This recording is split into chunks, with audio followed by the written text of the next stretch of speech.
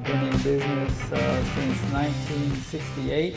I started in the ornamental business. There wasn't a whole lot of demand for the ornamental, and so I didn't do too good for a couple of years, had to quit for about a year. Started also doing structural work, and so the structural work grew more rapid than the ornamental business.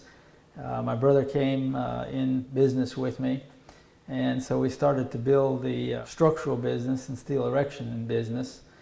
In the course of that, we started doing a lot of work not in just structural but also in stainless steel. And so my background has a lot of stainless steel fabrication involved. We did, for example, what's called sanitary work, which is like stainless steel piping and milk plants and things like that, which gave us some experience in that aspect of stainless fabrication. We did a lot of work for chemical companies. We built a lot of 10,000-gallon chemical tanks out of stainless steel. We built a lot of conveyor systems, material handling systems out of stainless steel. So that involved a lot of fabrication. Then somewhere at some point in time I got the idea that I'd like to maybe do some forged ornamental work with the stainless and some sculpture with the stainless. And so I started doing that, basically not knowing what I was doing, just trial and error. So a lot of the things that I'm telling you today in this video are going to just be things that I've learned over 35 years of messing with stainless. A lot of this stuff, you can't find it in a reference book because although forging stainless is not new, they've forged stainless for years, making parts for various types of equipment, but it was like drop forge type of forging, and nothing's ever been done with regards to the way we apply it in the ornamental industry. And so you couldn't go out and research it, what this is going to do when you heat it up and do this, that, and the other with it. So a lot of it is just trial and error. So what I thought we'd do is kind of give you an overview of what stainless is. There's probably 30 different mainstream, I guess you'd call it, varieties of stainless, and then there's probably another 30 to 60 varieties of stainless that's rare but that can be obtainable. So stainless, there's just all kinds of grades of stainless. And stainless is basically divided up into categories.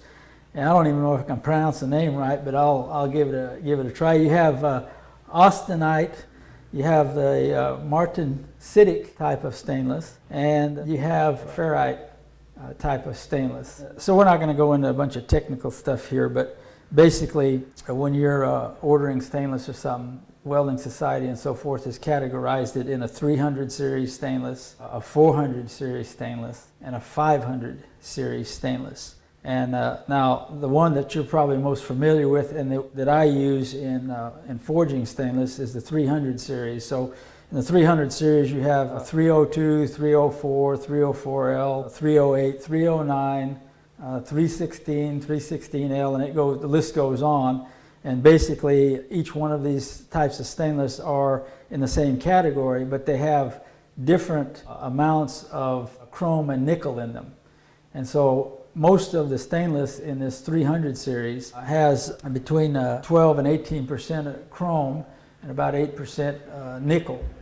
And so the other stainlesses in the 400 series and the 500 series, they just have a different chemical composition. Now, just to give you the advantages and disadvantages, because you might wonder, well, why am I sticking to the 300 series stainless in forging? All three of these series of stainless, the 300, the 400, and the 500, have excellent corrosion resistance, but they react differently when you work it.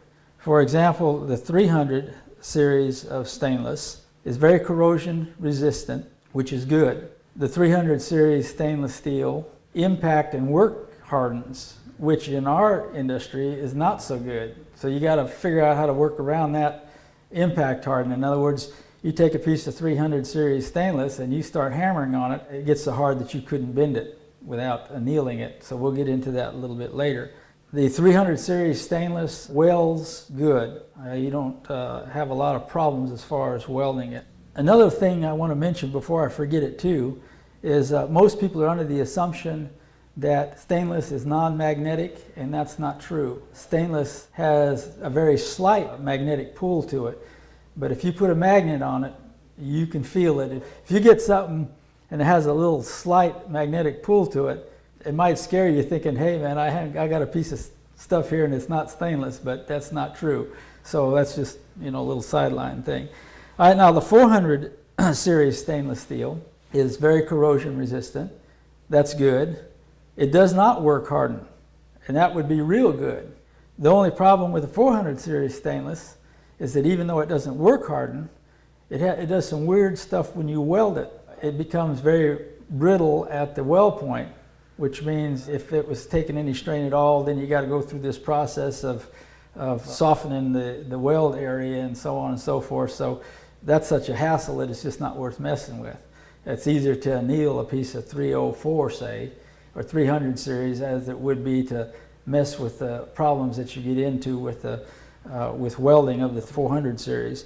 The 500 series work hardens, and it's corrosion resistant, but it also has some aspects when you weld it that causes difficulty. The other disadvantage to the 400 and the 500 series is it's more expensive and it's harder to obtain, whereas the 300 series you can go down to, you know, a lot of your local steel places and they may, you know, carry the 300 series stainless steel. That's kind of a plus for the 300 stainless. Stainless is totally different than working with any other kinds of steel. It has its own characteristics, and it's contrary from when you start with it to when you end it. I thought it was kind of interesting. We were shooting some of the video, and even the guy doing the video says that it's even hard to shoot. It's even hard to take pictures of stainless. So in other words, you start this thing and you have difficulty with the fabrication or the forging of the stainless, and all the way to the end, it's still difficult to work with. So it's like stainless has no brain, but it has a mind of its own. And you just got to figure out how to work with it. Most people are maybe a little intimidated about working with stainless, and so they hold back. Maybe not so much with the fabrication of stainless, but when it comes to forging stainless.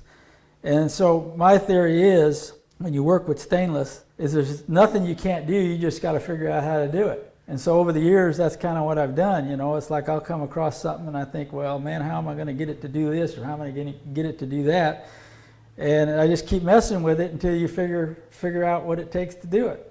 And that's what we'll get into when we go out in the shop as far as forging stainless. You'll just see different things that you can do that will make stainless not so difficult to work with. The video is going to deal with about 4 different aspects of working with stainless. We're going to cover some thoughts regarding fabrication of stainless, which is totally different than forging of stainless. We're going to consider how to anneal stainless, in other words, how to soften it and how to work it. We're going to consider some various aspects of texturing stainless, in other words, getting different finishes on it rather than just maybe a brush finish or a polish finish, and how you can color stainless. You can color stainless, for example, you can get a light yellow, you can get like a brownish color, you can get a blue color, you can get almost black color out of it just by various, various heats. And so we're going to consider some of those things in the video. Now, I'll explain some stuff regarding the forging when we get out in the shop, but just a little bit about the characteristics of stainless, which will apply to fabrication and forging, is stainless dissipates heat rapidly. Whether you're welding it, whether you're fabricating it, whether you're forging it, whatever you're doing, anytime you apply heat to stainless, it dissipates rapidly. Now, what that does is, for example, if you take a piece of stainless and you weld it, because the heat dissipates so fast, in other words, the weld cools so fast, it has a tendency to want to warp it. And so when you're fabricating stainless, you've got to take all that into consideration. In other words, what are you going to do to keep it from warping? The same thing is true when you go to forge it. Like you take a piece of regular mild steel and you heat it and go to forge it, you may be able to do a fishtail or whatever in one heat.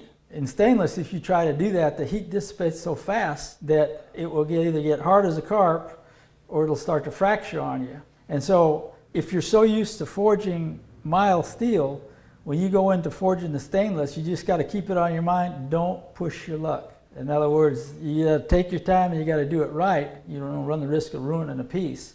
And now we took some videos of some different projects that I've done. Maybe when I explain some of those projects, we'll get into what I had to do to keep this expansion and contraction under control. Now, another interesting thing with regards to forging stainless is when you learn how to anneal it, it not only makes it easier to bend and to form, it also makes it easier to cut, it makes it easier to drill. And so that's another thing that you need to keep in mind. It doesn't just help you in being able to bend the material, but it helps you in being able to cut it, to be able to drill it, to be able to hammer it, to be able to texture it. The 300 series stainless, we'll forge it at between 17 and 2300 degrees. A lot of times you can tell what temperature your stainless is by the color it's turning. So that's another thing to keep in mind. At 700 degrees, it'll turn a light orange. And then as you go up at 1000 degrees, it'll turn purple. And then when you get up above 1000 degrees, it'll turn like a real dark gray. And those are good to keep in mind because if you're trying to color it, you know, if you get in those heat ranges, you can get the colors that you want. Now you might ask, well, how do you know if you're doing it right? If it don't work, you're not doing it right. So basically, in other words, if you take a piece of steel and you think you've annealed it and you go to work with it and it's hard, it didn't anneal, which means one or two things. You haven't got the right kind of stainless, or you didn't use the proper procedures in annealing it. So it's just kind of a rule of thumb is if it's doing what you want it to do, then you're doing it right. Now, stainless is totally different than steel. If you take a piece of carbon steel and you heat it and you quench it, it's going to get real hard. Stainless is just the opposite to that. So stainless works almost like copper. In other words, if you take a sheet of copper and you hammer on it, it gets real stiff. You heat it, you quench it, and it's soft again. That's exactly the way stainless works, except it don't get as soft as copper. When you heat stainless, it starts to oxidize. That's the same thing copper does, and you need to sometimes remove the oxidation. The hotter or the more temperature that you put on stainless, the more it oxidizes. Oxidation is what's causing the color. So in other words, when it gets the light yellow at 700 degrees, that means that a mild oxidation has occurred. And when you get to the 1000 degree range and it gets purple, it's oxidized a little more. And when it gets above that and gets that real dark gray color, it's oxidized even more. Now, oxidation is not a bad thing in stainless steel. The more it oxidizes, the more corrosion resistant it gets. And well, when you heat the stainless, does it lose its corrosion resistance? And the answer to that is no.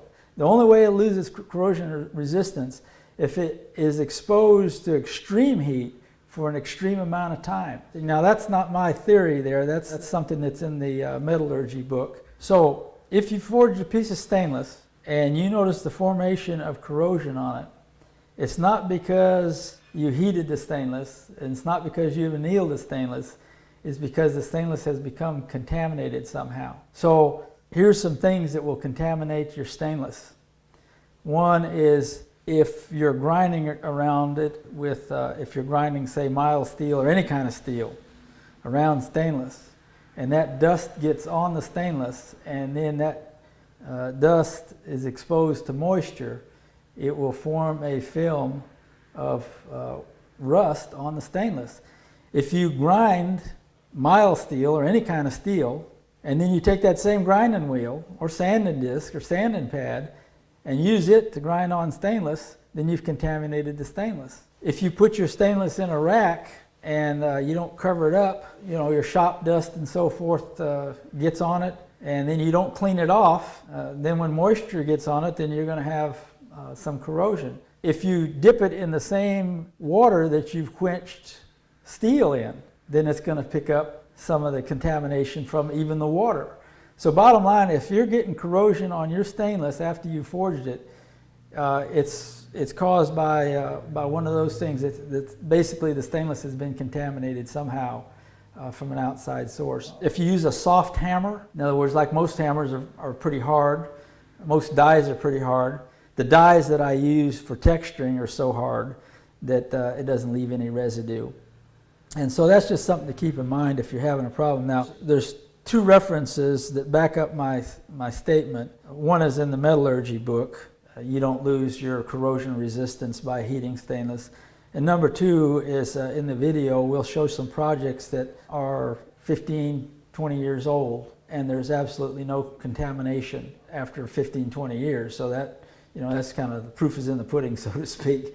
So anyway, we're gonna go in the shop, and there's probably some stuff here that I haven't covered because I just forgot it, but I'll remember it when we start forging, and I'll try to incorporate it.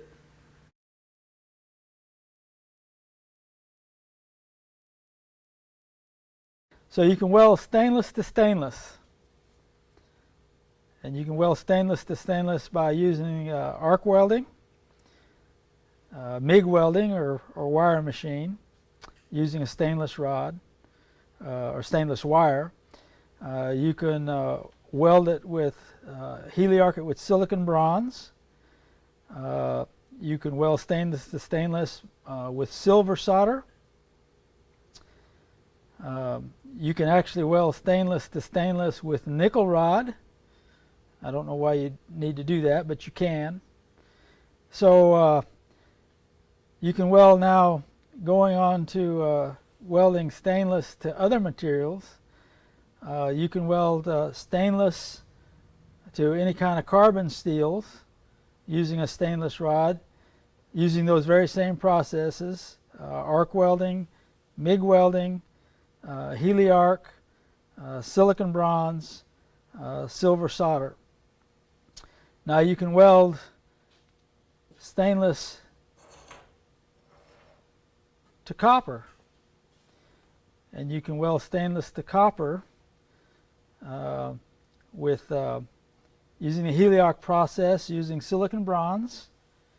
You can weld stainless to copper using a 50% silicon bronze, or I mean not silicon bronze, but silver solder. You can weld copper to stainless by arc welding using a nickel rod, believe it or not. We're going to demonstrate that. Probably not very many times you need to do that, but it can be done. Okay, you can weld stainless to silicon bronze by using silver solder, or you can heliarc it using silicon bronze filler rod. You can weld, and I don't have the little sample here, you can weld stainless to cast iron using a nickel rod, or you can heliarc it using a silicon bronze. So that pretty well covers, maybe you can weld stainless steel to brass or to bronze, either one, with the heliarc process using either silver solder or silicon bronze. And we're not going to demonstrate all of these different techniques, but we're going to demonstrate some of them. And so that just kind of gives you an idea. Now, the thing you need to keep in mind when any of these welding processes is your stainless steel, no matter what you weld it to, is going to have a tendency to want to pull maybe, or to want to warp a little bit. So you just got to take that into consideration and clamp your materials down so it doesn't pull and draw and do weird stuff with you. And so we're going to go ahead and demonstrate some of these processes for just a second. Okay, we're going to demonstrate welding stainless to stainless with the heliarc. We've got our machine set at about 85 and on a DC negative, and we're using the this is 304 stainless, and we're using the 308 filler rod. And so he's just going to kind of demonstrate that welding process.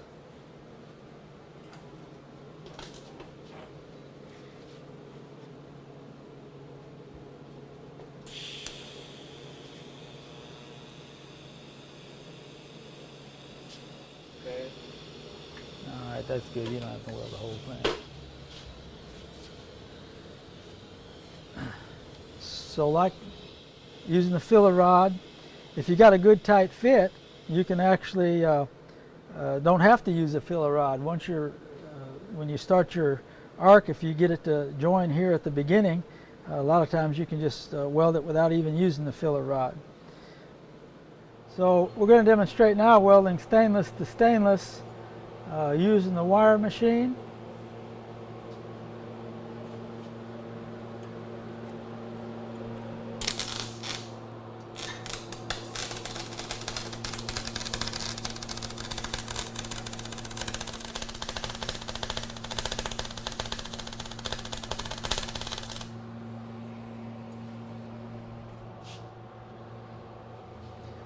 So you can see it forms a nice even bead, and with all the welding processes, it may be that you want a real smooth finish. In other words, you want to grind the welding off, and so they make special grinding discs for stainless steel, and then you can get sanding pads for stainless steel and any grit, so that you can get it smoother and smoother and smoother down to where if you want to put a polished finish on it. Okay, we're going to weld stainless to stainless just using the arc welding process.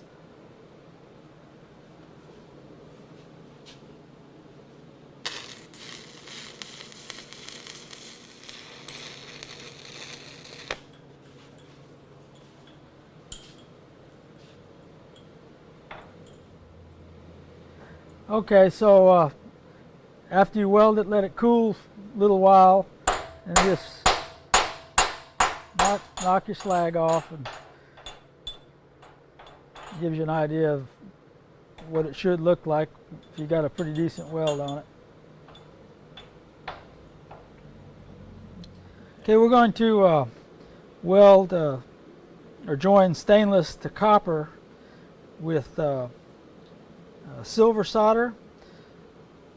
So the important thing is that you got plenty of flux on both pieces of material. My little brush played out on me, so I'm just using my primitive method of fingers. So anyway, I'm going to put plenty of flux on the copper, and then put plenty of flux on the stainless.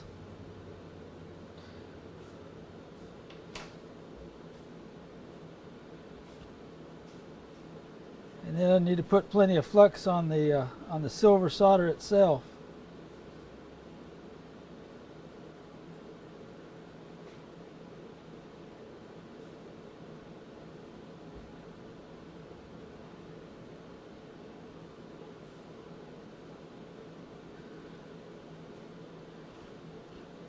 And you need to keep in mind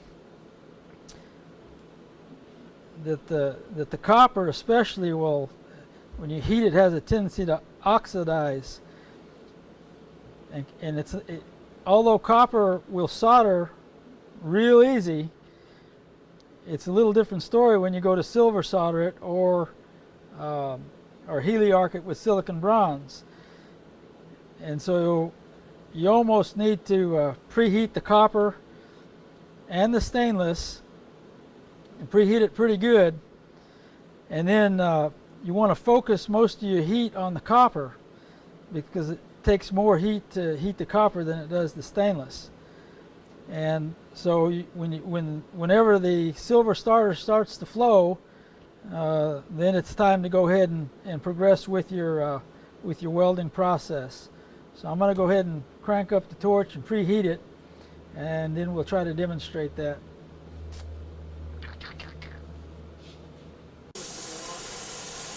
You're back on camera.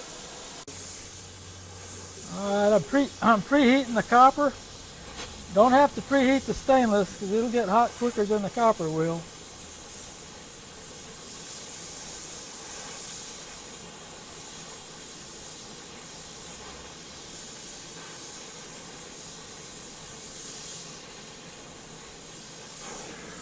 I'm going to adjust my flame down a little bit.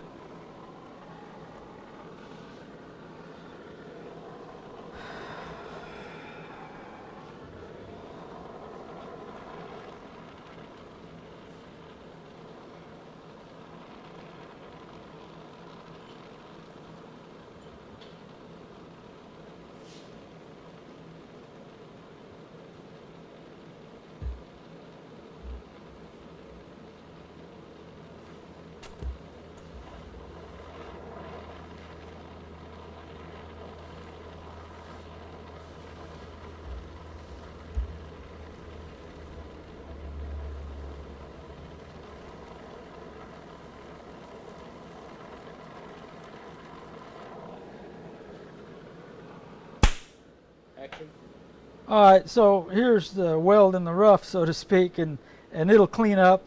This is what it looks like if you just kind of wire brush it, and of course you can sand it and do whatever you want. Now you might wonder, well, why would you need to weld stainless to copper? Well, you might have a copper leaf or a silicon bronze leaf, and you know, and you can want to join it to the stainless, and so you know, naturally you can't use a stainless steel rod to join copper to the stainless, so you can use the silicon or the silver solder to do that. And then we're going to demonstrate in a few minutes about joining the copper to the stainless with the heliarc process using the silicon bronze rod. Okay, so we're going to heliarc silicon bronze to stainless using a silicon bronze filler rod.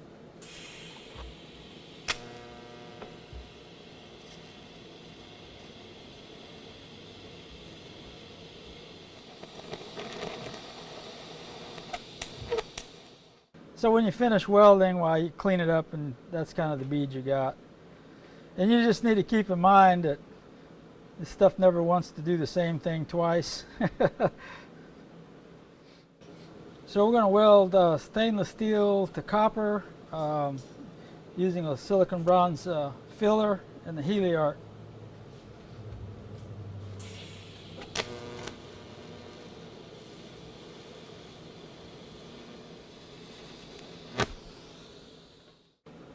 So this was stainless steel to copper using a silicon bronze filler rod. Okay, we're going to weld stainless steel to copper using the arc welding process with a nickel rod.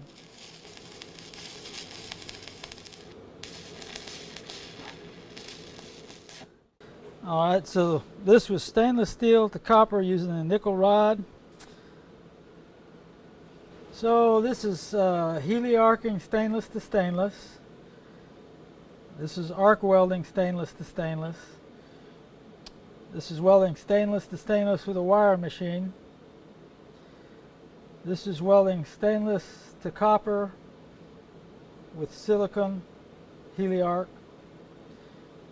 This one was welding stainless to copper using nickel arc welding process. This is silicon bronze to stainless heliarc using silicone. And this is stainless to copper using heliarc process with silicone. Using the heliarc process, whether it was copper to stainless or silicon bronze to stainless or whatever, use argon gas to do the shielding.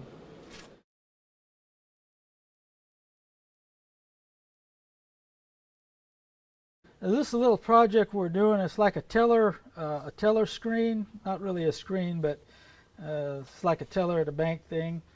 And what it is this is 1-inch square tubing with a brush finish, and this is 1/4 by 1 brush finish. Everything on here is brush finish.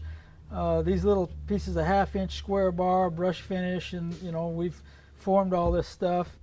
And basically we're going to talk and not spend a lot of time on it, but just talk a little bit about fabrication and some of the problems that you might encounter using this kind of as a format as to what you might encounter when you're going to fabricate and weld even a simple something together. And so we're going to show that right now.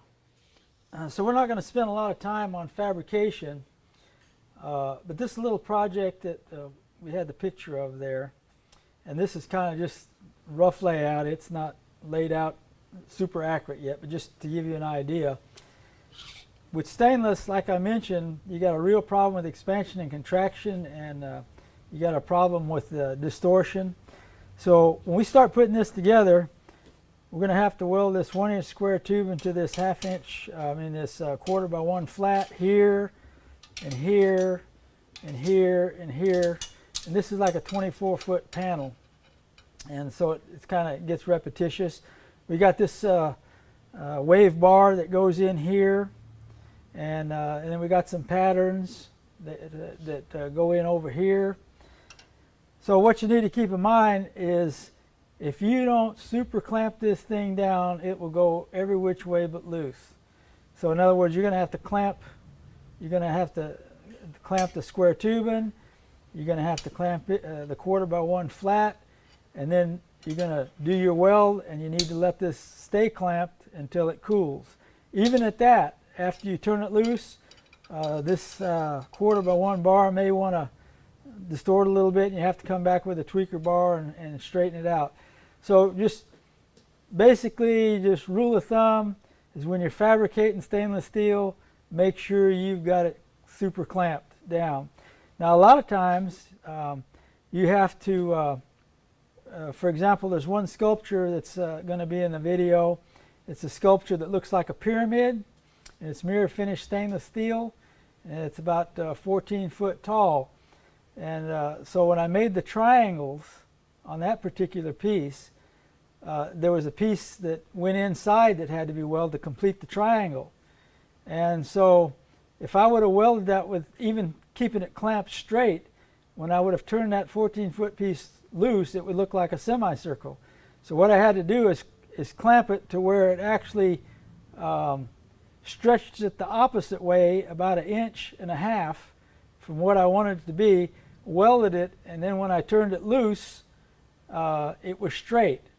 And how much I torqued it the opposite way was just kind of a judgment call. It just happened that it turned out okay. But I had to, you know, that's just the nature of stainless. You know, it's from start to finish. It's a challenge.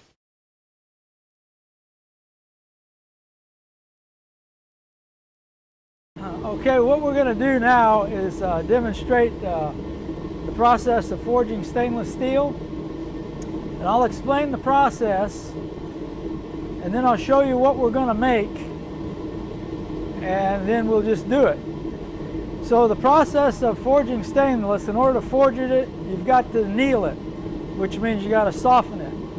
So the process for softening stainless is you put it in the furnace, or you can do it with a torch, and you heat it to about 2,000 degrees, and then you've got to quench it, cool it real fast. Then you put it back in the forge, heat it up to where it's like red, and then you do whatever you're going to do to it. So that's just the principle. You just kind of keep that in mind, and that's the process. So it's really a 4-step process. You heat it, you cool it, you heat it, and you hammer it or forge it or bend it or whatever you're going to do. And that's the process back and forth.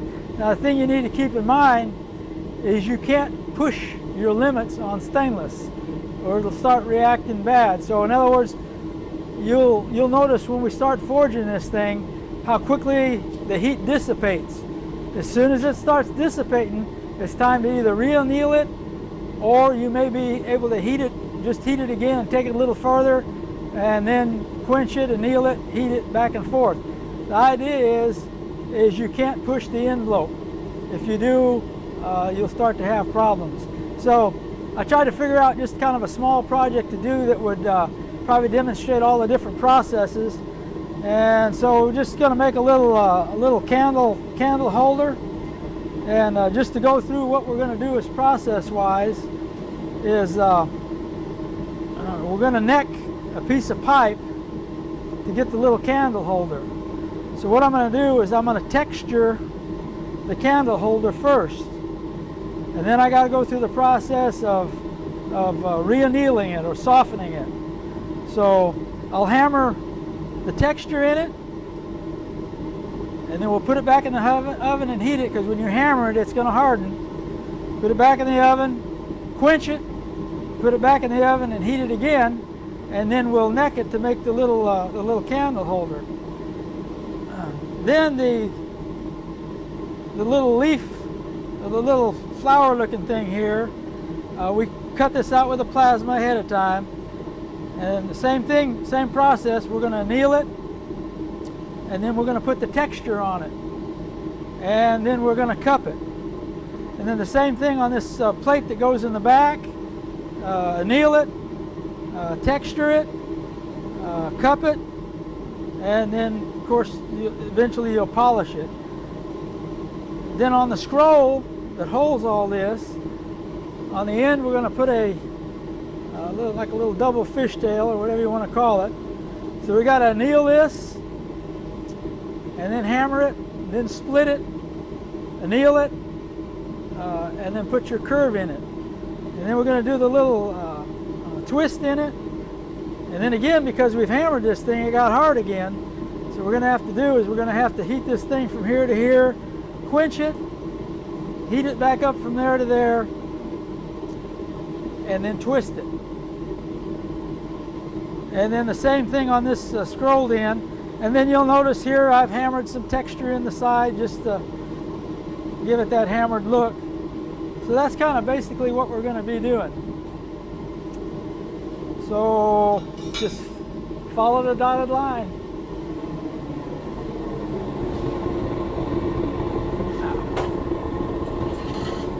You catch that? You want to do it over? No. Makes it interesting.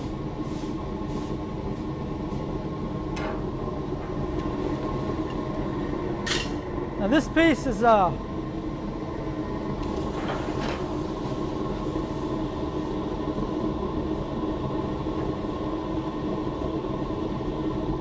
this piece has already been annealed, and you'll notice that I'm handling this with gloves rather than a set of tongs. The reason is stainless is so hard and slick you can't clamp it with nothing. So you just gotta hang on to it or use a pair of vice grips.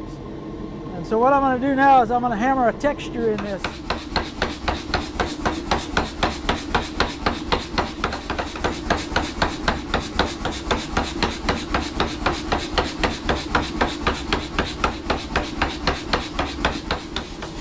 All right, so we annealed this and then we hammered this texture in here, like this. So this is kind of what, when it's polished out, that's kind of the texture you're going to have. Now keep in mind it can be any kind of texture. It can be peened or whatever you want to do. Now, when I hammered this, it got hard, so we're going to have to heat it red, quench it, and then heat it back, and then we're going to neck it to make this little candle holder. Now, when you're hammering this stuff, once you kind of get into this, you can see it get hard, you can feel it get hard, and you can hear it. If you listen to the sound of your hammer, when it starts getting hard, it'll just be, it's not drastic, but you can hear a little different in the pitch. But you need to really watch it close. So I'm going to put this back in there, and I'm going to anneal this again, and then we got to heat it back up, and then we're going to neck it to get the little candle holder. So now we've reheated it, going to quench it.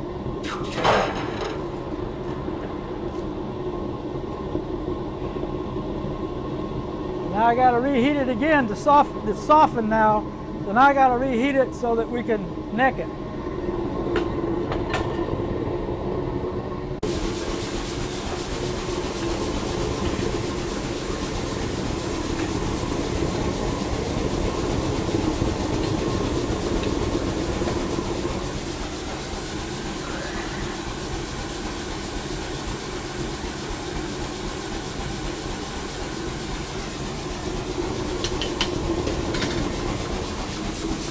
Now we're going to neck this.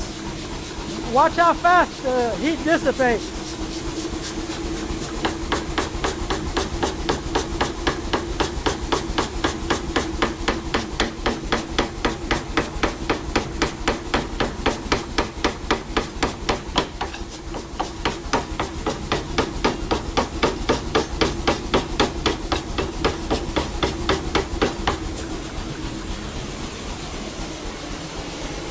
Now if this was just regular pipe, you'd probably do this in one process. So I'm not going to re-anneal it, I'm going to just heat it real good and take it one step farther, and then I'll have to anneal it.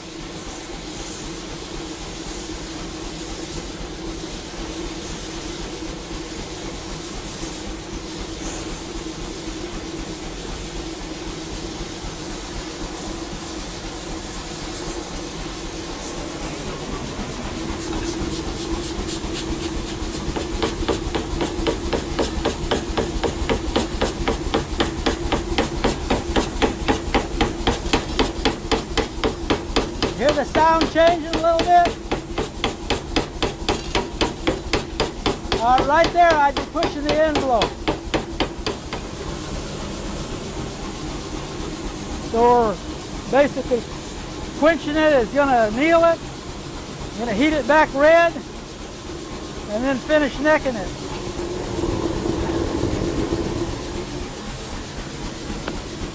So you'll notice I've got like 3 different pieces in the forge, and the reason for this is, like, you know, while you're working one, you can be annealing the other and just kind of work stuff back and forth rather than just working one process. So you can anneal one and quench it and put it back in there and just kind of work back and forth, and just speeds up the process.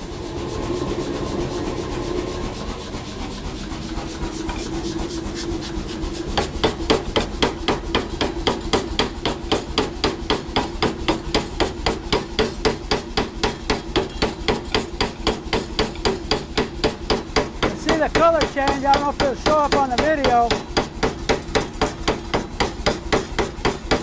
but right there is where we need to quit and reheat.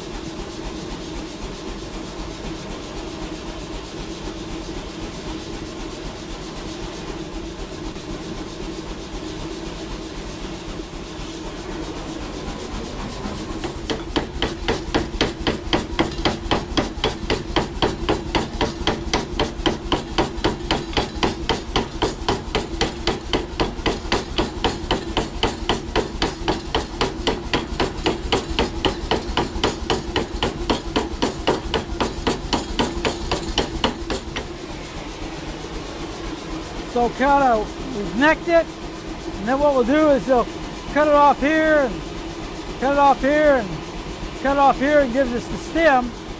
And then basically, we're going to do a little more hammer work on it, but we'll end up with this right here.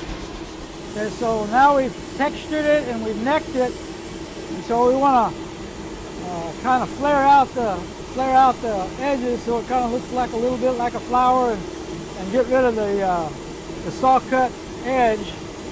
So that's what we're going to do now.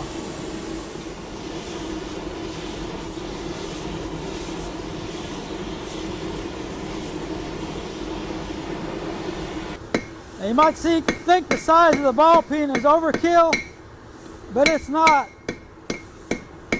You decide what you're going to do, you need to do it with stainless. See, the heat's already gone.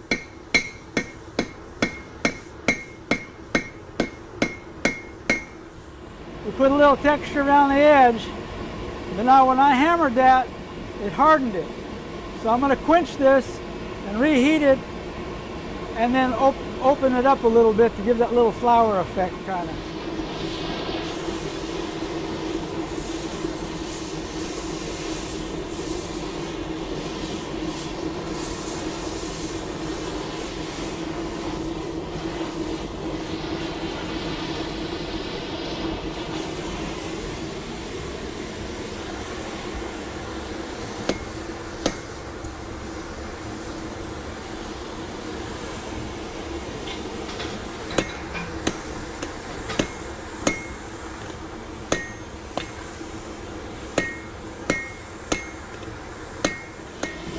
So we put a little cup in it, and you could cup it more if you wanted. You could kind of make the edges curl over or whatever you wanted to do. So that little piece right there is basically complete, except for a hole we're going to drill in the bottom. Put the little candle holder stick in it. And this is basically, then this is kind of what we end up with. This piece here, and I've already annealed this because you've seen the process of heating, cooling, heating, so there's no use to go through that twice. So this piece has been annealed once. Now we'll have to anneal it again as we go through this process. So the next thing we're going to do is this little scroll right here. Now keep in mind, I'm going to anneal it and hammer it. I'll probably have to heat it twice to hammer it. And the idea is to accomplish as much as you can, you know, the first time you heat it. So you just kind of got to get it in your brain exactly what you're doing, so you don't have to stop and say, oh, what do I do next? So have it all planned out ahead of time. So we're going to flatten the end of this.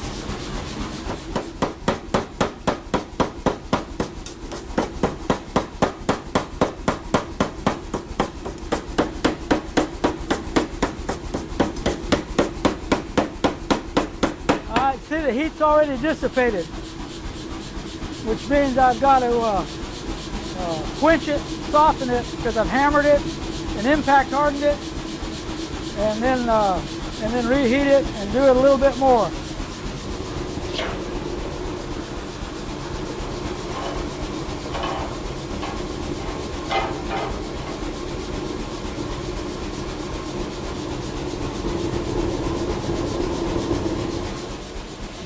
This is the hammer I modified for stainless. I took a piece of stainless and put it on the end here, and a piece of stainless and put it on the end here, so that when I'm hammering stainless to stainless. And the more you hammer, the harder this stainless gets, because remember, it impact hardens. That makes a pretty good hammer.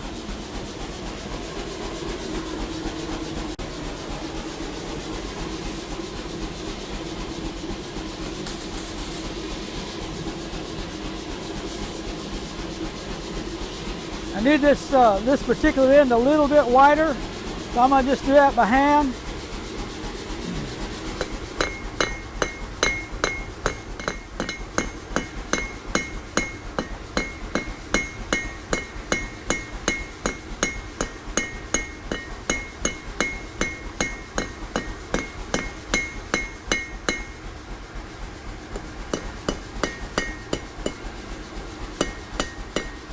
Notice how the heat's already dissipated, but I think I can get by with just heating it one more time.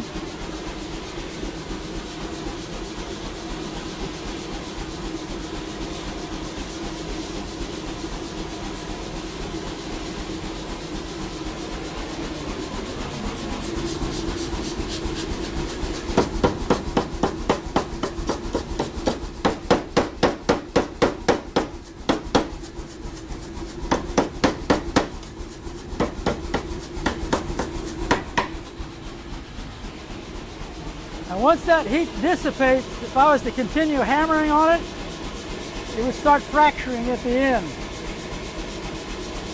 And so now what I got to do is, if I'm going to quench it, anneal it again, split it, and then do our little scroll. All right, now because stainless is so hard, it's hard to mark. Sometimes what I'll do is just put a chisel mark where I want to get my heat.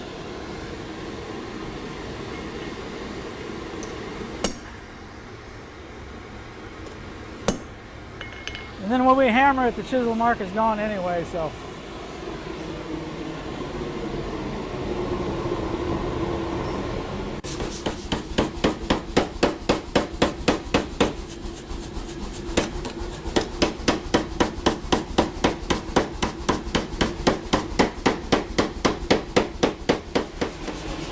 So we were kind of fortunate we were able to do that one heat, make that square so that I can twist it.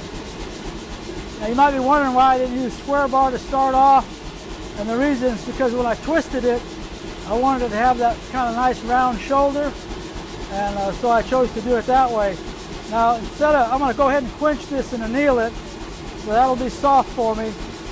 And then I'm going to go ahead and I'm going to hammer this, flatten this out, and then the whole piece will kind of be ready to do the scroll work on. So rather than twist this now and then do this, I'm going to go ahead and get the whole bar prepared, and then we'll come back and do the process. I'm quenching this so I can handle it.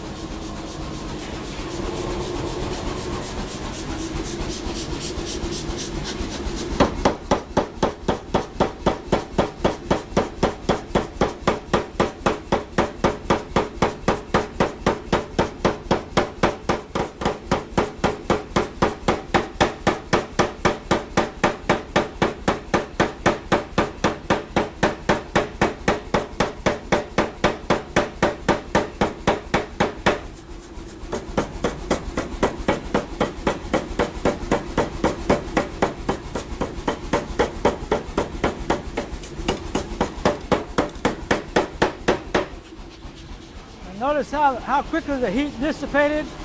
So I want to take that down just a little bit more. And that's hard as a carp right now because we hammered it. So I'm going to quench it, heat it up again, and then I should be able to get the thickness that I want.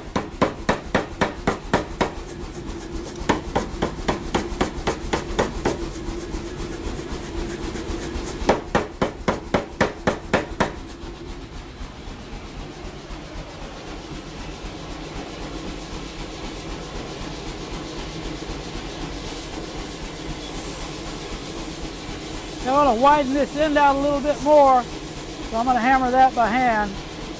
And once I get that done, then we'll be ready to twist it.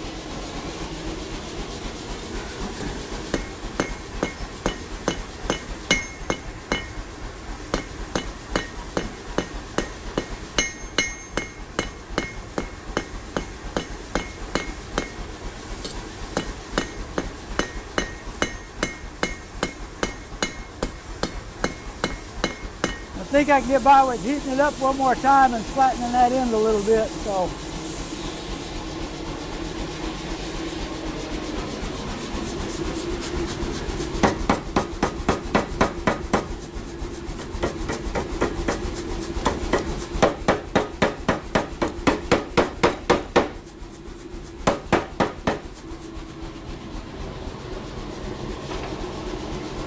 we're going to anneal it. Now we got it annealed.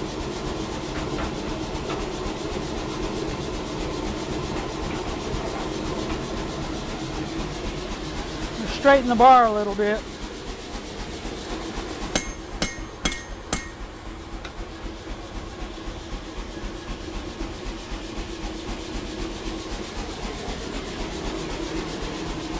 Okay, now what we're going to do is put the twist in it.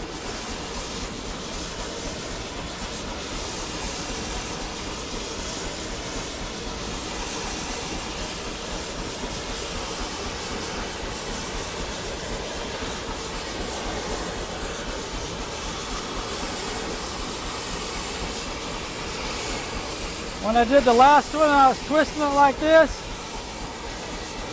It popped out of the vise. I don't know if you see that little brown spot on my nose, but that's what happened. Down here a little bit.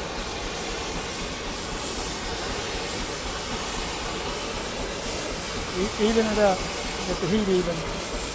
Down here a little bit.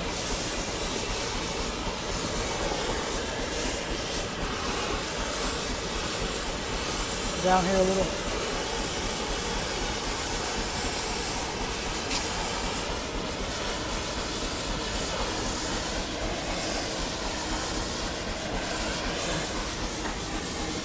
All right.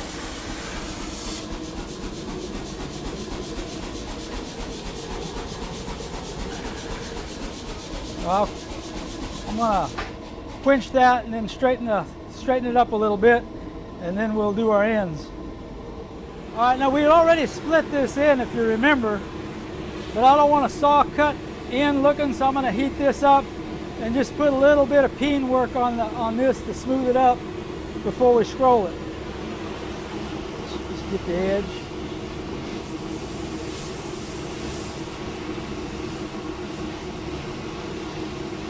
You'll probably do this cold, but for the sake of time, it's quicker and easier to.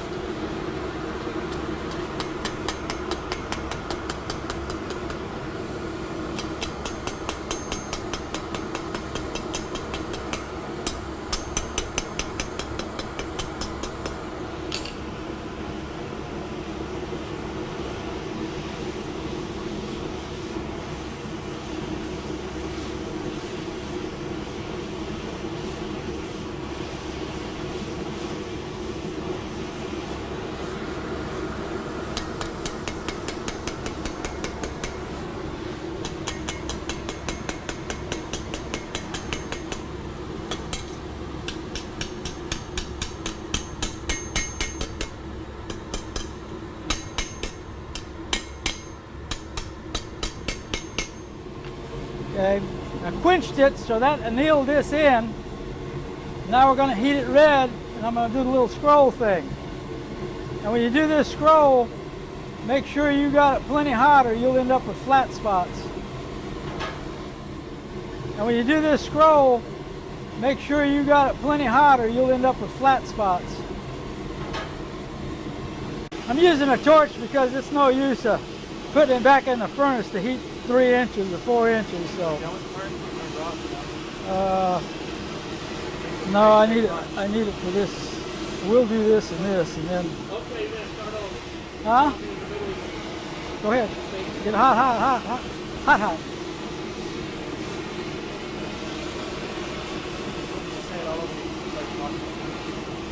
Do what? You have to start over with what you were saying because you're talking in the middle of it. I forgot what I was saying. So that it will in the end, heat it scroll. Oh, we're going to heat this and scroll it. Just make sure you got it really, really hot so that you don't get any flat spots.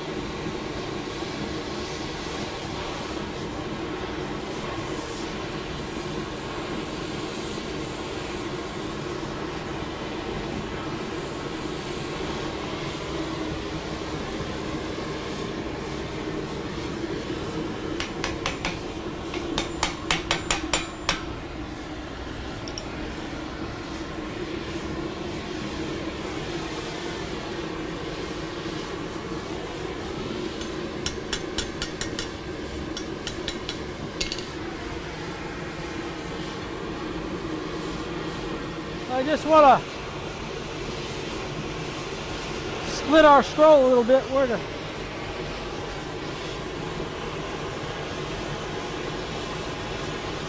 That looks pretty close. So I'll go ahead and quench this and we'll be done with this end.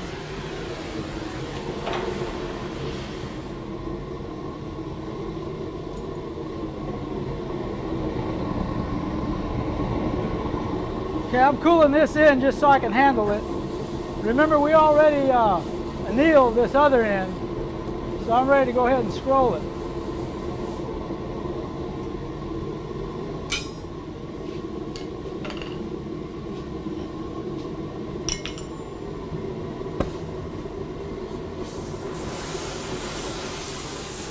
I'm going to heat this a little extra on the end here so I don't mess up on the video.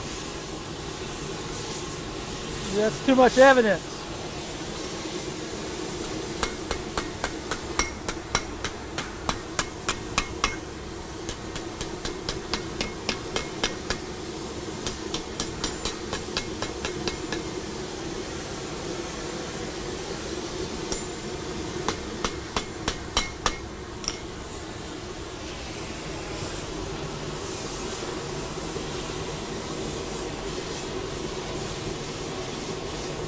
Just gonna quench the end so it don't.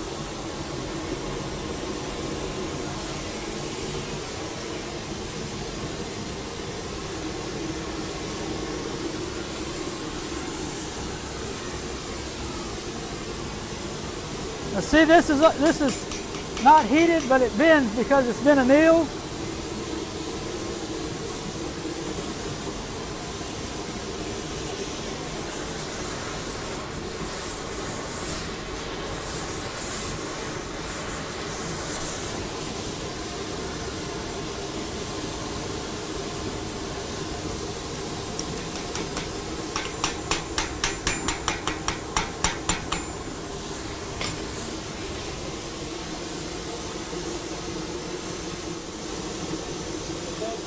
First one's easy, the second one's a pain. So what we've done so far is we've made a little candle holder. We textured it and formed it, and we've done the stainless steel scroll and twisted it and done the forging on it. So the only two elements we really got left is the little candle cup holder, and then this hammered textured mounting plate. And so that's what we're going to demonstrate now, is putting the texture into these pieces. Now, for the sake of time, we've already annealed these once, and so he can go ahead and start hammering the texture in it. And so that's what we're going to demonstrate now.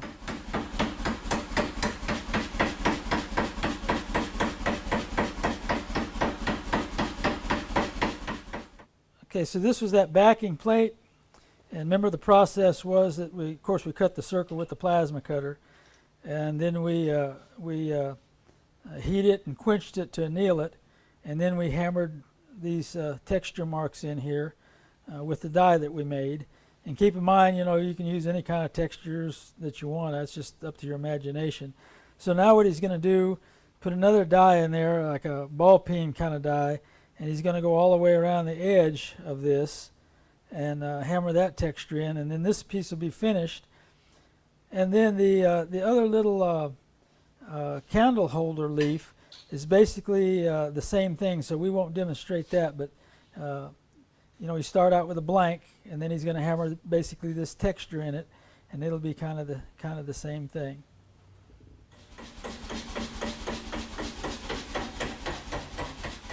So a minute ago he textured this part here, and then this last time he just textured around it like a little peening die all the way around it. Now what he's going to do is just concave this thing a little bit, and then this piece will be done. So that anvil over there.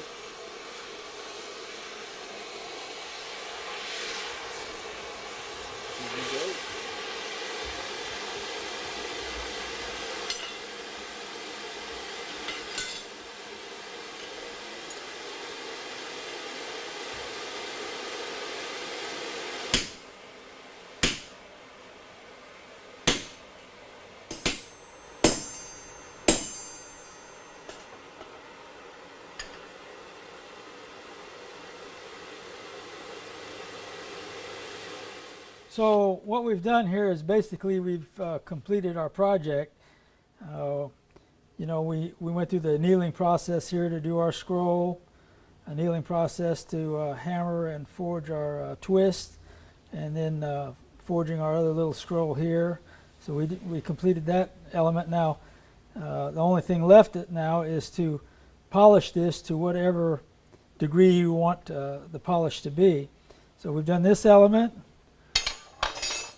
We did the little candle holder, and remember it was the same process.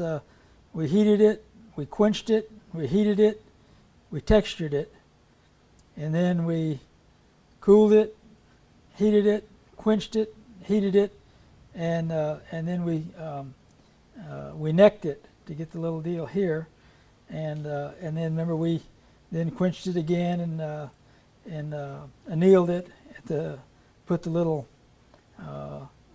little wide spot at the top here.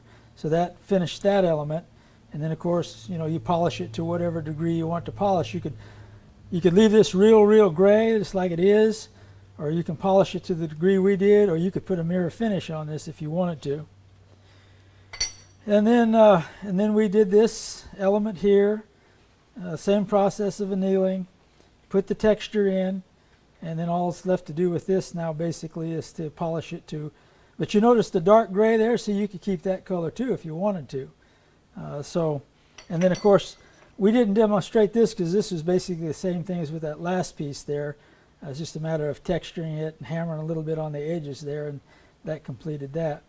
And so that pretty well completed the project except for assembly, and that involves a little bit of welding and stuff, so I didn't feel that we needed to necessarily go through that. I might mention at this point one reason that forging stainless appeals to me is if you did this the same piece in iron, you would probably finish it out by either painting it a certain color and then putting a faux finish on it or gold leafing it or whatever, and it would work very well in a rustic setting. But what's neat about stainless is we have something now that will go in a contemporary or modern setting and still have the forged look. So in other words, when we polish this all out, all of a sudden it becomes more of a modern, has a more of a modern feel to it. And yet we've got all the forging elements here. We've got the hammer marks, we got the twist, we got the texture, etc., etc. But yet it would fit in a setting of a modern, contemporary look. And so keep in mind now, this is just an example of one thing, but you can do, you know, table legs, you can do chandeliers, you can do gates, you can just do anything, and put whatever kind of finish you want on it, and looks real nice. Okay, this is the piece of 3/8 by 2, 304 stainless steel, and we decided we'd use this for a cover rail on a job, and so I just thought we'd maybe demonstrate this. What we did with this is, of course, we heat it and then annealed it, and heated it and annealed it so that it could be hammered. And so he's going to demonstrate just putting a little texture in here. You notice he's made a jig to where we put just a straight line right here, and then he's got another jig that he used to hammer this edge on right here. And so on this particular job we hammered both sides, so it just kind of gives you an idea of what you can do as far as texturing. Now keep in mind, your texturing is just limited to your imagination, because you could use like a bark kind of pattern like this is. You could use a ball peen finish. You could make, you know, up some of your own kind of dyes, which we've got other dyes over there that gives you different textures. So he's going to demonstrate that for you now.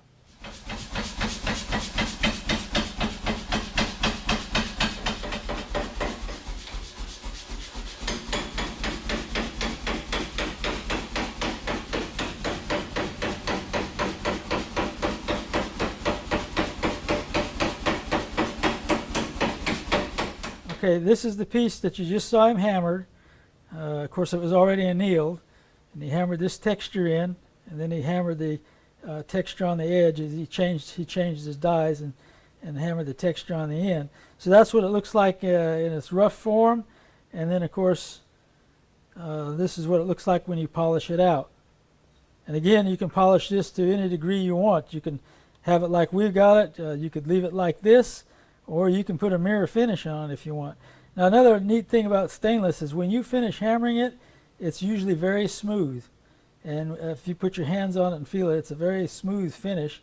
And then of course when you polish it, it even gets smoother yet. So I'm going to talk to you for just a second about the polishing aspect of it. We won't spend a lot of time on it, but just to give you a little insight on that. Okay, this is what's called a deburring wheel. So ordinarily you'd use it to deburr stuff, but on stainless steel, because stainless is so hard, it works really good for buffing. So the last little shot that we had here showing the scroll being buffed, all I've used is this one pad. You haven't used anything else. And so this is called a deburring pad, and several different companies make this. Now if you wanted to get it brighter, then you would just get a regular buffing wheel and use stainless steel buffing compound, and you just start buffing it until it got as shiny as you wanted it. You could bring it from where the deburring wheel left off to a mirror finish. I mean, you could see yourself in it. So that's just now for grinding, it's like there's several companies that make your regular grinding wheels that are specifically for stainless. Now you can grind stainless with a regular grinding wheel, but because stainless is so hard, it's like it takes forever to grind something, whereas these wheels here will take it off a little bit faster. And keep in mind, when you take it off with this wheel, then you're going to have grind marks. So now they make another grinding wheel, and this is kind of a resin compound type grinding wheel for stainless. And so when you ground it with a regular grinding wheel, then you come back and you grind it with this, and this gets you almost to where the deburring wheel is. It's like in between. And then you can go from this to the deburring wheel. You can also use like a 120 sanding pad, not sanding disc, but the sanding pads, and that'll get you about where this is also. And then the next step would be the deburring wheel. So you can go from grinding wheel all the way to buffing pad, and then get your, your degrees of finish accordingly. Now you want to keep in mind that no matter what you use, that use it only for stainless. If you use this deburring wheel for mild steel, or you decide you're going to polish the end of your screwdriver, when you go and put this wheel on stainless, then you're going to contaminate the stainless. The same thing is true with your buffing wheels. The same thing is true with your grinding wheels. So this is part of this contamination process we were talking about. So you got to kind of really keep that in mind, because it's like with us, we're like a dual shop. It's probably, I don't know, 15% of our work is stainless. The rest of it's the wrought iron. And so we got to really pay attention sometimes, because it's like, well, there's a vat of water over here. I'll just go over here and quench this wrought iron in this particular vat. And then you forget that you did that, and then you go back to working on stainless and dip it in the same water, and then maybe you're going to have a contamination problem. So you just kind of got to remember to keep the stuff separate, basically.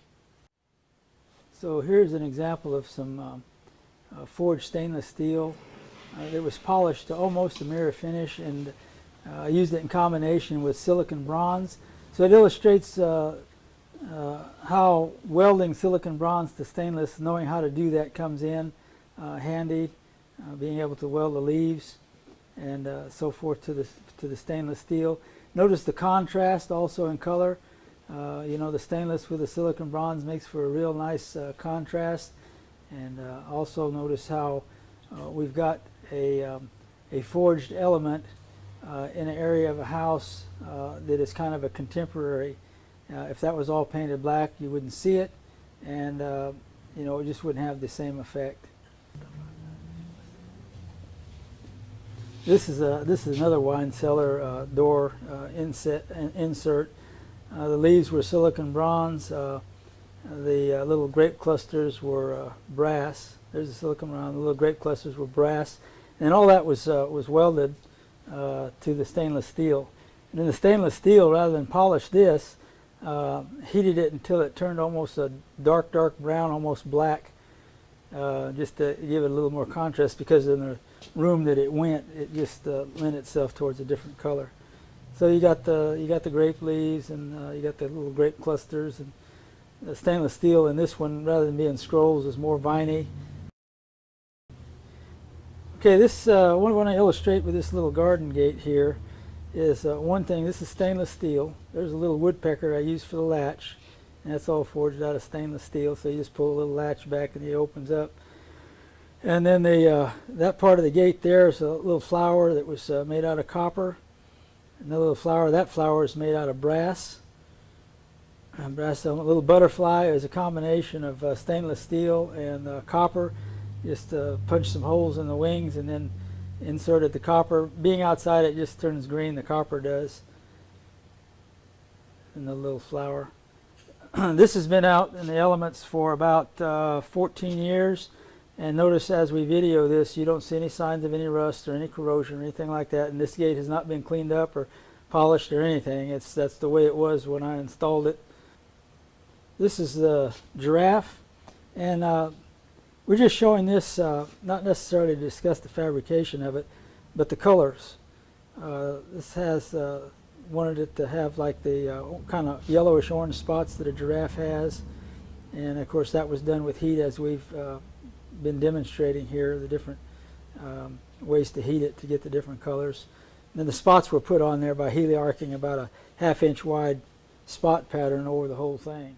This is a ram's head that I did several years ago. I cast the head out of bronze, and then the horns or the eyes are stainless steel with copper, and then the horns are out of stainless steel. And I forged the horns and then textured the horns with the heliarch process. This is a combination of copper and stainless steel, and it makes for a nice contrast. So you got the copper pipe that was hammered, texture hammered in it, like we demonstrated hammering, texturing in stainless, same thing. And then we got the stainless steel curved elements, and they're all hammered, textured. And then we've got some copper elements there in the form of circles and so forth. So it just makes for a nice contrast. Okay, this is a railing in the same house, but this is the handrail. and want to kind of demonstrate the contrast that you can get by using the stainless steel being textured and then using copper and polishing the copper, and it just makes for you know, just visual nice contrast. Now you notice this piece on the top is stainless steel, but notice how it's got the purples and yellows and different colors in it, and pretty much what's shown on the video is the way it really looks.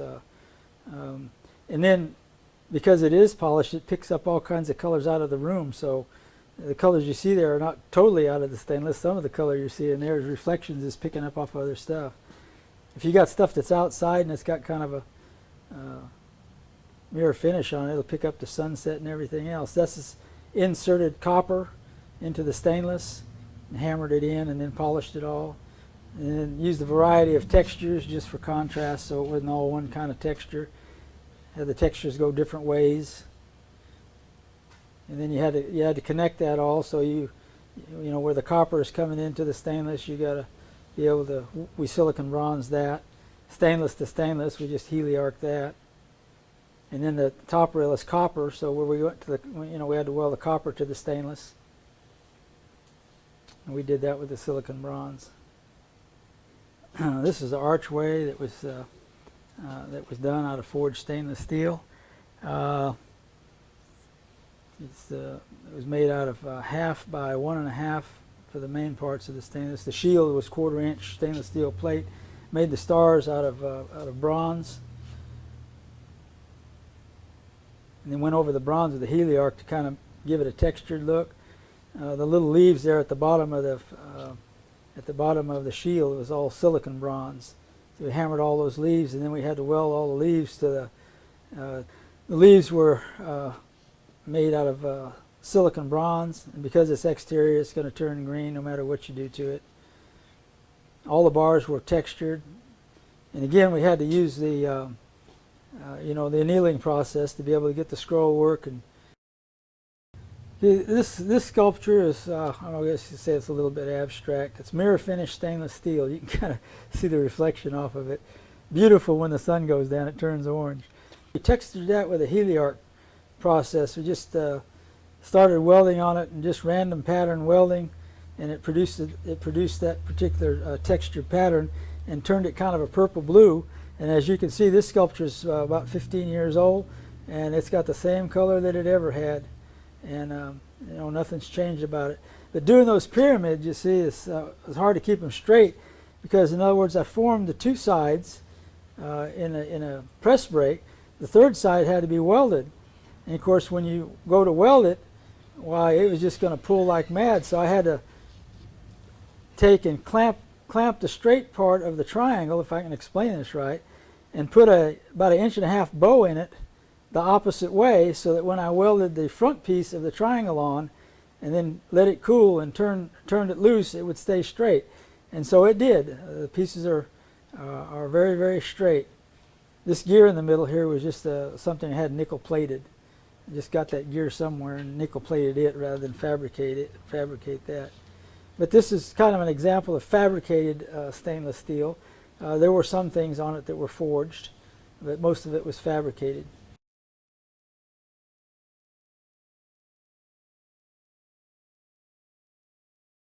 So this is a work in progress. This is a life-sized rearing stallion. He's made of 304 stainless steel, 16 gauge, and I tried to hammer all the hair in it, and I've tried to put in all the muscles, and basically everything we talked about today has been incorporated one place or another on this project. These seams right here will all be welded with the wire machine, and then I'll grind this down and feather it all in, and then once that's all feathered in, then it's going to end up looking kind of like this up here, where I've done a little bit already. But this has been welded, and then I put the hair marks back in it, and then I heated this up to get the color, and that's the way the whole thing will kind of be. Now, this particular stallion, I wanted it to just kind of look like a palomino. If you know what a palomino is, it's kind of like a gold-colored horse like Trigger was. And so that's the color I was after, with a little bit of dapple marks in it. So that was all done with heat. Now there was some, all of it's forging, but I haven't got to the head yet. I don't know how that's going to go. But kind of the hardest part of forging on this thing, one of the hardest parts, was the front legs where it comes to the ankles and the hooves. And so here is an example of the hoof and the ankle bones, and then it comes up here like this, and that, of course that's forged into just like the horse's leg. And then up here you can't see it very good because I got a rope up here to keep it from shaking, but is the kneecap and the knee and so forth, and that's all forged and hammered, all out of 16 gauge. So kind of gives you an idea as to the project here. Now what we want to talk about on the stallion here, not so much about the forging because we've covered all that, is a little bit about the coloration, how to get color. And as we mentioned in the beginning of the video, that's done strictly by heat. And the hard part is regulating your heat. You know, it's like I get impatient sometimes and I'll try to heat something a little too fast and then I don't get the color that I wanted. And so we're going to demonstrate a little bit about how to get this kind of a gold color, and then if you want like a purple color, how to get that, and then if you want to get a real dark gray color, how you're going to get that. Now there's a little story here with the stallion if we've got time to tell it, and it gives you an idea as to how aggravating sometimes stainless is and how fussy it is I had this whole thing done. All the sheets were formed, you know, annealed, colored, put together, everything. And I was up to this area right here on the shoulder. And I just had like one or two pieces more to do on this side. And so of course I was real interested in keeping all the color uniform on this project, and everything was going just real good. So I had this piece right here all cut out, and the process is that you have to heat it and anneal it, and then hammer the hair marks in it, and then try to get your golden color in it, and then hammer your form. And so anyway, I had this all cut out, ready to go, and I had it laying over here where I was going to color it. Ran out of acetylene, and so I told one of the guys, I said, well, I'll go change my acetylene out. So he goes and changes the tank of acetylene, light up the rosebud torch, you know, get the exact same flame as I'd been using, and start to heat this thing, and it starts turning the weirdest colors I ever saw, greens and browns and everything but yellow. And it just baffled me. I couldn't figure out what in the world is going on here. Same sheet of steel. I mean, just everything was the same except the colors were just totally different. And I'm thinking, man, I got this thing 99% done here, and all of a sudden I can't get the color I want. So the only thing I could figure was something was going on when I changed this tank of acetylene. And so I thought, well, I got to figure this out. And come to find out is that some tanks of acetylene, it's all acetylene, but some of the mix is just a fuzz different. And some acetylene gives off a little bit more carbon than another tank of acetylene. I happened to get a tank of acetylene that was something about it was a little bit different. And so what was causing the change in the color was evidently something about the carbon, amount of carbon that the acetylene was producing.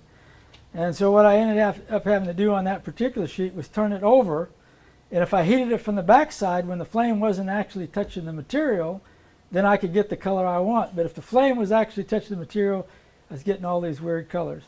So the upside of this whole thing is now that I know that, if I want to get some weird colors, I know how to get it. I just saved that tank of acetylene. So what we're going to do here is demonstrate how to get a couple of different colors.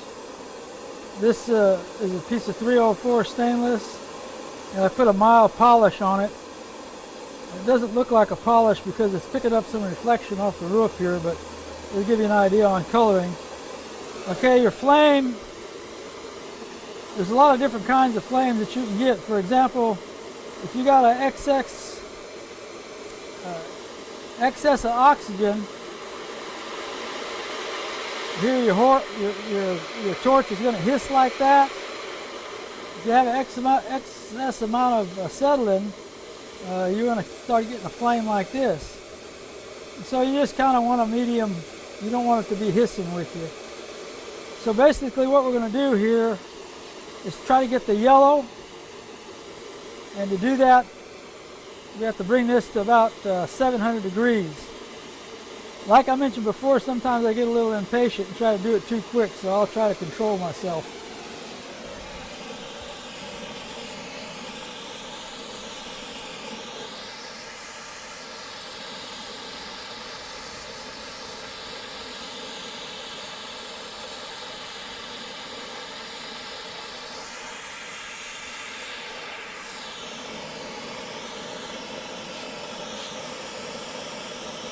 You can see the yellows right here. I got this a little too hot right here, which was what I was going to demonstrate next. I'm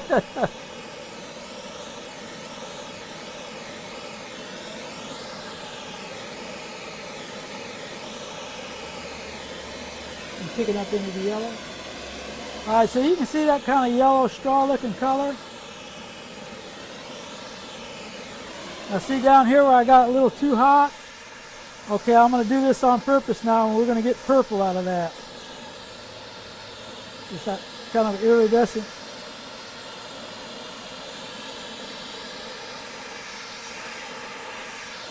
Okay, so you're getting those purple hues, kind of like a rainbow.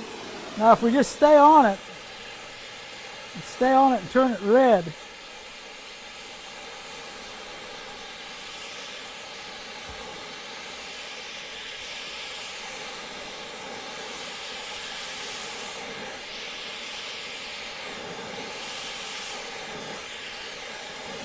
we'll let that cool off and see if it makes a liar out of me. There should be gray, or dark gray, or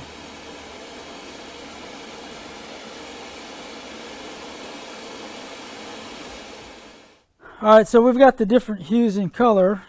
This center part here, you notice it's kind of like the yellow, the light straw yellow, and there's degrees of that. That's the set at 700 degrees. And down here where we got the purple hues and a little light purple line, that's where it starts getting into the 1,000 degree range. And then up here at the top, we heated this to about between maybe 1,800 and 2,000 degrees, and you get this this dark gray, really dark gray look. And all that'll stay. In other words, if you put this outside, you know, you come back in 10 years, it's going to look just like that. In other words, when you put the color on it and the oxidation is there for good. And again, I'd like to mention, I've got sculptures out there that's got all these colors on it that are like, you know, 12, 15 years been installed, and they look exactly the same as the day I installed them. So kind of the proof is in the pudding, I guess you'd say. And also, you can control this a little bit more, especially if it's heavier gauge. You can control a little bit more if you apply your heat from the back. Because even if you overheat it from the back, say if you're wanting the straw yellow and you get a little too hot in the back will start turning purple, and you pull your torch away, but the heat hasn't come all the way through the metal, and so you'll get the yellow in front instead of the purple. So I hope you understand what I'm saying there, but that's kind of the principle. I guess the main thing in coloring is don't get impatient, and that's my biggest thing, is I want to get it done and get it done quick, and so sometimes I'll mess up a piece and have to start over, which means I didn't get it done quick. So just be patient with it when you're trying to do the color.